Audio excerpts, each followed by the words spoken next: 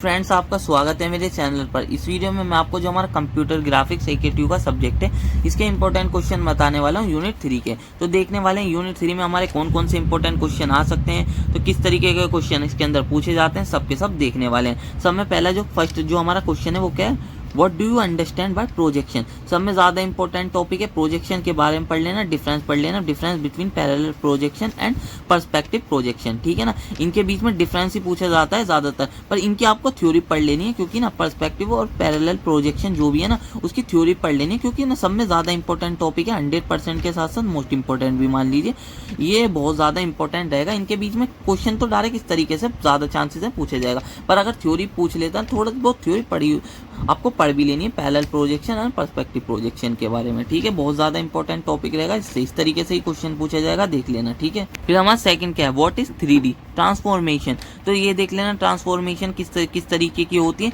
Numerical तो इस वाली जो थर्ड यूनिट है ना इनके ऊपर बहुत ही कम पूछा जाता है, बस आपको थ्योरी देख लेनी है। ट्रांसलेशन क्या है, स्केलिंग क्या है, रोटेशन क्या है। ठीक है ना, इनके ऊपर मैंने लिख भी रखा है, इस तरीके से रॉन्ग भी बना रखा है कि न्यूमेरिकल आने के चांसेस बहुत ज्यादा कम ही रहते हैं, न्यूमेरिकल पूछे ही नहीं जाते इस यूनिट से। अभी तक मैंने देखे न्यूमेरिकल इस यूनिट से नहीं पूछे गए हैं, पूछे भी जाते हैं बहुत ही कम चांसेस रहते हैं जो कि पूछे जाते हैं। ठीक है, वो भी अगर पूछ लिए जाते हैं तो वो रोटेशन पे पूछ लिए जाते हैं। ठीक है, कभी कभार वो बहुत ही कम चांसेस मान के चले, बस थ्योरी पूछी जाएगी। ठीक है, और अब देख लेते हैं हम यहाँ पर थर्ड क्या है हमारा, एक्सप्लेन 3 डायमेंशनल क्लीपिंग। तो 3 डायमेंशनल क्लीपिंग के बारे में देख लेना हमें। ठीक है, और उसके बाद क्या है, what are the problem that are encountered in perspective projections. तो इसको देख लेना, ये वाला क्वेश्चन के चांसेस अभी मैं चांसेस बता दूं, ये वाला है ना हमारा सेकंड, इसके भी 100% चांसेस मान के चलिए देखने को मिल जाएगा। और थर्ड वाला इसके अंदर क्लिपिंग और प्रोजेक्शन जो है ना सब में ज्यादा इंपॉर्टेंट टॉपिक है, तो मैंने लिख भी रखे किस किस तरीके के क्लिपिंग जो हमारी क्लिपिंग है उसके ऊपर क्वेश्चन आ सकते हैं। ठीक है ना, डिस्कस फोर्थ भी हमारा क्लिपिंग के ऊपर ही होने वाला, डिस्कस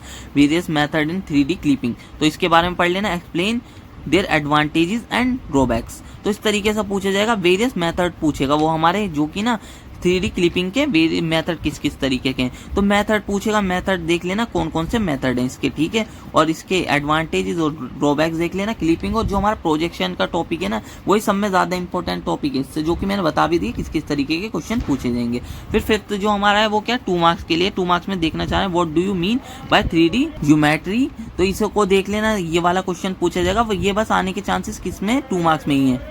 ठीक है ना, 2 मार्क्स में ही देखने को मिलेगा। तो यही वाले सारे क्वेश्चन देख लेने आपको, जो मैंने जिस तरीके से बताया उस तरीके से ही पढ़ लेना। इसके अंदर न्यूमेरिकल बहुत ही कम पूछे जाते हैं, न्यूमेरिकल पूछे ही नहीं जाते हैं, वैसे भी न्यूमेरिकल इसके अंदर आते ही नहीं है थर्ड यूनिट में और फोर्थ यूनिट में और फिफ्थ यूनिट में। कभी कभार पूछने को एक न्यूमेरिकल पूछ लेता है, कभी कभार ही पूछ सकता है, रोटेशन से पूछ सकता है इसके अंदर अगर पूछेगा। और उसके अंदर मैंने फोर्थ यूनिट में बता ही दिया था किस तरीके से पूछ सकता है, फोर्थ यूनिट में भी एक ही न्यूमेरिकल अगर पूछने को पूछ सकता है। वैसे थर्ड, फोर्थ और फिफ्थ यूनिट से न्यूमेरिकल आने के चांसेस बहुत ज्यादा ही कम रहते हैं, बट जो सारे न्यूमेरिकल आते हैं वो यूनिट 1 और यूनिट 2 से ही आते हैं, बहुत ही कम चांसेस रहते हैं कि इससे पूछे जाए। अब देख लेते हैं हमारा 6 कौन सा क्वेश्चन है, और फिर जो हमारा 6 है वो क्या, compare and construct orthographic and perspective projection in 3D viewing.